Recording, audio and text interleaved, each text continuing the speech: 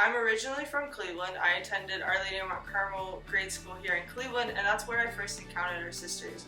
I had a sister as my kindergarten teacher, a sister as my principal, and a sister as my 6th grade math teacher and my homeroom teacher.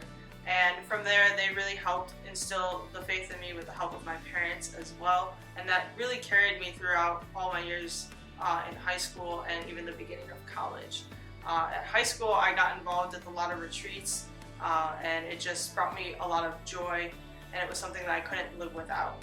Going into college, I still had that fire, but I got lost with the lies of society of trying to fulfill myself in other ways. I stayed at college for about a year and a half, and I ended up moving home because I lost my way. I didn't know where I was called, what I was supposed to be doing. I just couldn't figure it out, and so my best bet was to move home.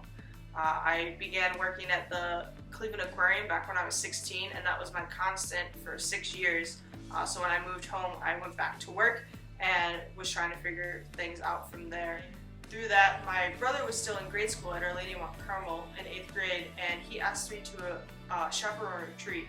My parents were unable to, and my parents usually would help chaperone, but they were just too busy, and I actually had the days off. So I said, sure, and I will accompany him. And that retreat house, St. Leonard's, is a huge part of my life.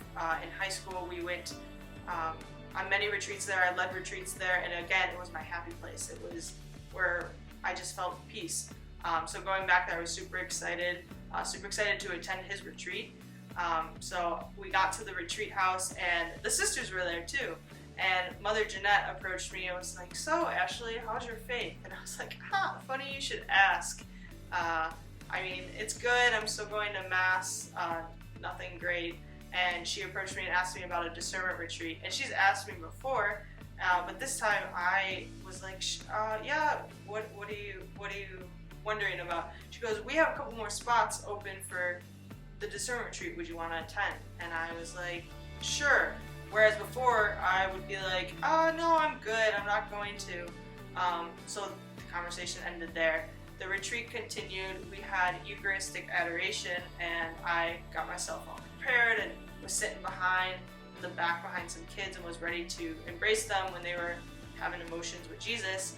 And so I'm sitting there, just praise and worship's going on and looking at Jesus, and the song comes on, "Oh Come to the Altar," and there's this the person that was singing it, I got so wrapped up. It was Jesus, the one singing it to me, and I just started profusely bawling my eyes out. It was just the overwhelming sense of love. I felt so broken and so lost at that moment, and I just felt Jesus wrapping his arms around me and telling me that I was his and that I was loved. And so there embarked kind of the discernment process, but also just like jumping back into the faith and seeing where he was calling me. So a few weeks later, after that retreat, I attended the discernment retreat, and I really wasn't sure what to expect, but I knew something was happening because the second I walked through the doors of the convent, I felt at home, and I was like so freaked out. And then later, the next day, we had Eucharistic adoration. Same scenario, just sitting down, just looking at Jesus, and the song comes on, "Oh Come to the Altar." And again, I hear the lyrics, but it's as Jesus is the one singing it, and it just pierces my heart even more. And this time, I hear him say, "You are mine. This is where I've called you." And again, profusely crying, but a sense of peace. Yes, I was scared because all the thoughts were, how do I tell my parents? How do I tell my friends at work? How do I leave the Cleveland Indians? Like, how do I leave all this stuff behind? Aquarium, like scuba diving, like what am I gonna do? But there was a sense of peace of knowing that Jesus was the one that I was headed towards.